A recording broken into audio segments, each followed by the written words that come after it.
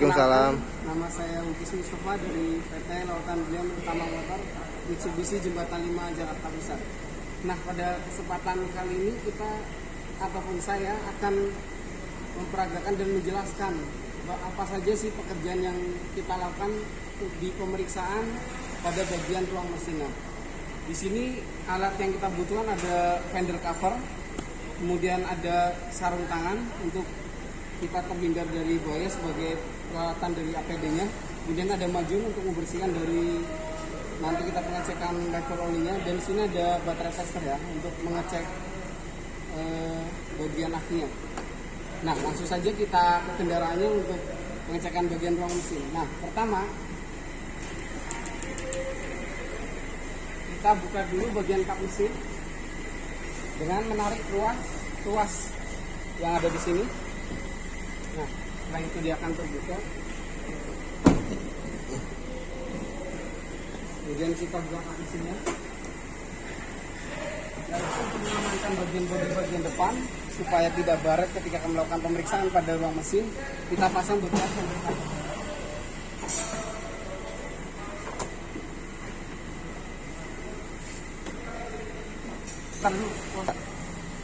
Nah, setelah bagian fender cover terpasang, maka kita gunakan sarung tangan ya sebagai alat pelindung diri ataupun APD agar tangan kita itu ketika memeriksa mesin itu kan biasanya kan ketika dia baru datang untuk servis kan posisinya masih panas ya mesinnya ya. Jadi agar terhindar dari terbakar tangan kita dari panasnya mesin. Kemudian juga untuk menghindar dari tergoresnya tangan kita dari benda-benda yang tajam, karena biasanya dari besi-besi itu serpihannya sampingnya masih tajam ya. Nah, kita mulai dari bagian sini. Yang biasa kita cek pada bagian ruang mesin itu ada di sini air washer ya. Dimana di sini ada levelnya, dimana di sini ada tertulis low. Dia berarti paling sedikit. Nah, untuk maksimalnya kita cek ini bagian air washernya jangan sampai di bagian bawah ya. Sebisa mungkin dia harus di atas karena dia agar ketika dibutuhkan washer nanti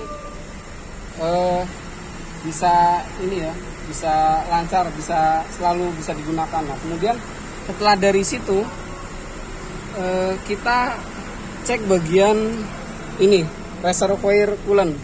Nah, baik dari air washer ini ataupun coolant ini kita cek pada setiap mobil itu servis ya, baik itu dari free service pertama ataupun pada 5.000 atau per 1 bulan sampai dengan kilometer 10.000 dan seterusnya ya. Nah, di sini juga dia ada levelnya ya. Level dari low paling bawah itu sampai dengan yang level maxnya. Nah, kita berusaha untuk menjaga level dari air coolant ini jangan sampai ke bawah ya, jangan sampai kurang dari batas low. Sebisa mungkin kita sejajarkan ke garis maxnya untuk menjaga dari si radiator itu tidak kekurangan dari cairan coolantnya. Nah, kemudian air coolantnya sendiri itu pada penggantian pertama Mitsubishi Expander ini di kilometer 160.000. Nah, setelah dari situ kita cek bagian drive beltnya sini ataupun fan belt. Kita cek secara visual apakah dia ada terjadi keretakan atau tidak pada bagian drive beltnya tersebut. Dan kita juga cek bagian kencangannya, apakah dia itu kekencangannya kurang ataupun dia kendur. Nah, jika dia kendur maka dia biasanya akan menimbulkan bunyi dan biasanya juga akan mempengaruhi pengisian karena dia tuh putarannya akan berkurang ya, seperti terjadi slip seperti itu. Nah, kemudian setelah dari situ kita cek pada bagian bawah sini. Kita buat dulu cover mesinnya. Pada bagian sini ini terdapat busi ya. Nah, busi ini pengecekannya dilakukan pada kilometer 100.000. Nah, pengecekan busi itu biasanya kita cek juga sesuai dengan keluhan customer ya. Misalkan ada bunyi ngelitik kah ataupun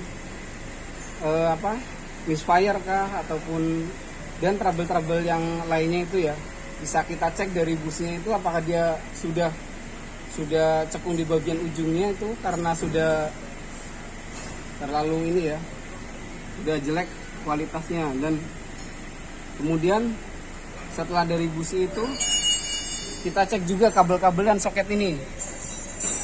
Nah, pengecekan soket-soket ini dilakukan per 40.000 ataupun 20.000 km. Dan juga kita cek secara fisik ya. Biasanya kalau Mitsubishi Xpander ini jika penempatan atau penyimpanan kendaraannya itu di tempat yang tidak bersih ya, biasanya itu rentan terhadap gigitan tikus di kabel-kabelnya. Sudah banyak sekali yang datang ke dealer ya karena troubleshootingnya itu tidak bisa nyala dikarenakan banyak kabel-kabel yang sudah digigit seperti yang di sini. Biasanya paling sering itu di kabel busi sini.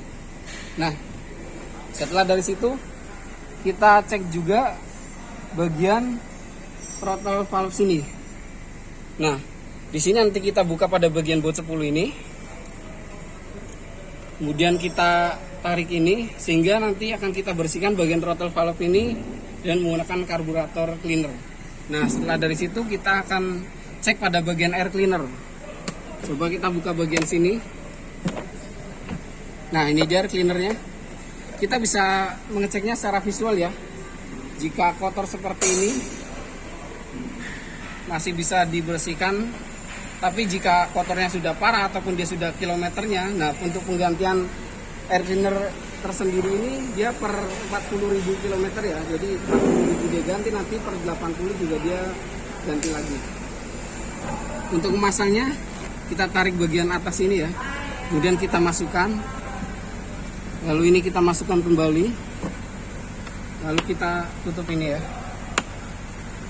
Nah, kemudian setelah itu kita cek pada bagian aki ya ataupun baterainya. Nah, di sini kita bisa mengeceknya secara visual pada terminal-terminal ini. Seperti ini kan ada karatnya nih.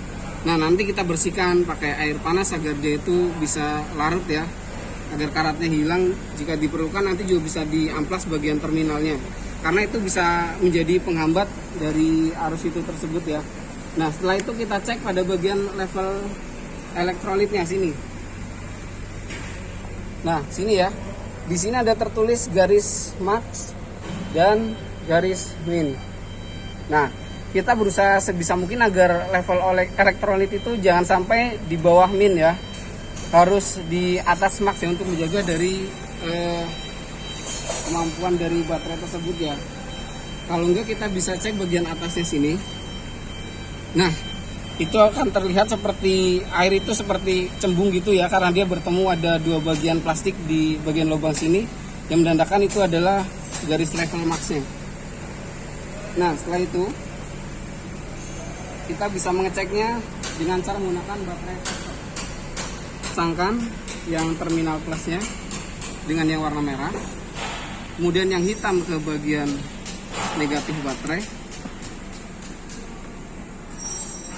Kemudian kita masukkan ya spesifikasi dari baterainya. Jika tertulis wiggle cam berarti itu terminalnya kurang ini ya, kurang terbaca.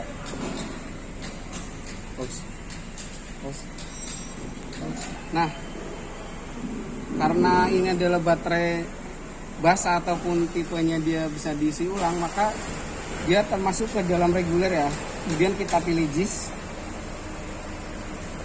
kemudian kita masukkan kode baterainya 34B19L. Untuk Xpander ini tipenya 34B19L.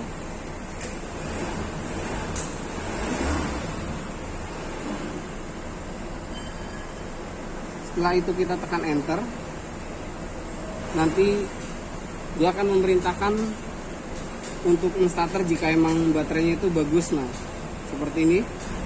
Kemudian kita starter.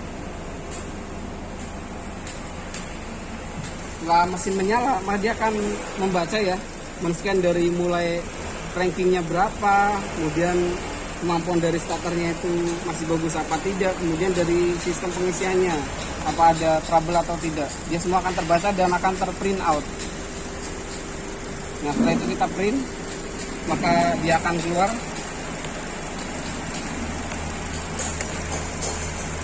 Nah, ini dia.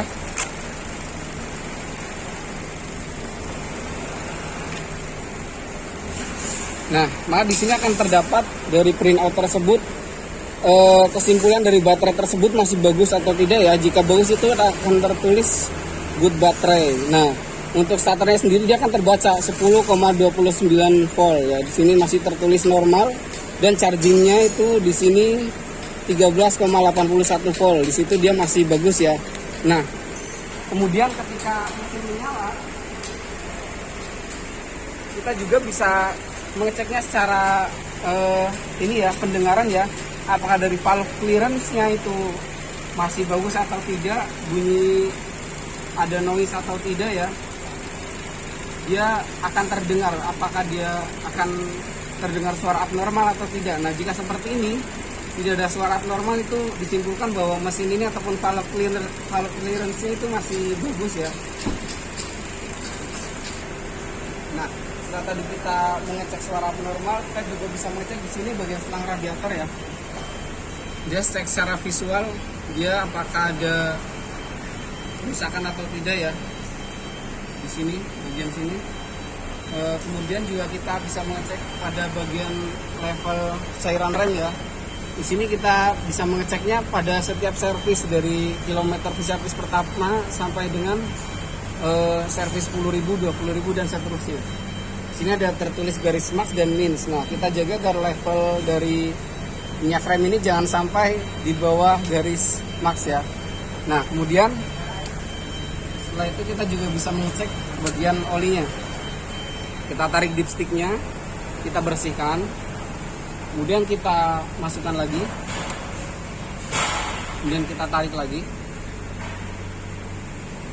kemudian kita lihat ya, ini di titik paling atas itu artinya tanda level maksimumnya, kemudian yang titik yang bawah itu berarti level low-nya. Nah, kita jaga agar oli ini jangan sampai di bawah titik yang atas ini ya, atau level max ya. Kalau jika dia ada di bagian mau ke bawah ataupun di antara itu, sebisa mungkin kita tambahkan ya. Nah, jangan lupa juga mengecek bagian selang-selang sini ataupun pipa-pipanya dari kebocoran ya, agar kendaraan itu selalu prima untuk digunakan ya, baik itu sistem pengeremannya ataupun sistem bahan bakarnya. Seperti ini juga kita cek. Nah, demikian proses penjelasan pemeriksaan pada ruang mesin. Kurang lebihnya mohon maaf. Terima kasih atas perhatiannya. Assalamualaikum warahmatullahi wabarakatuh.